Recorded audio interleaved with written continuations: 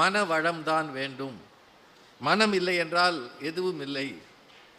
நெஞ்சுரம் அப்படின்றது ரொம்ப முக்கியமானதுங்க.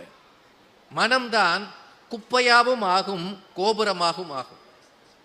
மனசு இருக்கு பாருங்க, சில சமயம் குப்பையா யோசிக்கும், சில சமயம் கோபுரமாக நிற்கும். இன்னும் 2 நாளில் காந்தி ஜெயந்தி வரப்போகுது. மகாத்மா காந்தி, காந்திஜியை பற்றிய புத்தகங்களை வாங்கி வாசிக்க சொல்லுங்க.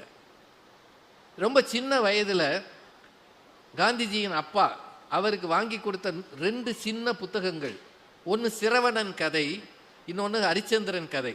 இது 2ஐயும் ரொம்ப சின்ன வயதில் காந்தி வாசிச்சிருக்கிறார்.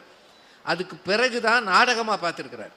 முதலில் அவருக்கு தெரிந்தது வாசிப்பில் தான். அதனால தான் புத்தக கண்காட்சிகளுக்கு பிள்ளைகளை கூட்டிகிட்டு வந்து அறிஞர்களின் வாழ்க்கையை பற்றி, தலைவர்களின் வாழ்க்கையை பற்றி எடுத்து கொடுங்க. அவன் வாசிக்கிற ஏதோ ஒன்று அவன் வாழ்க்கையை மாற்றுவதாக இருக்கும், மறந்து விடாதீர்கள்.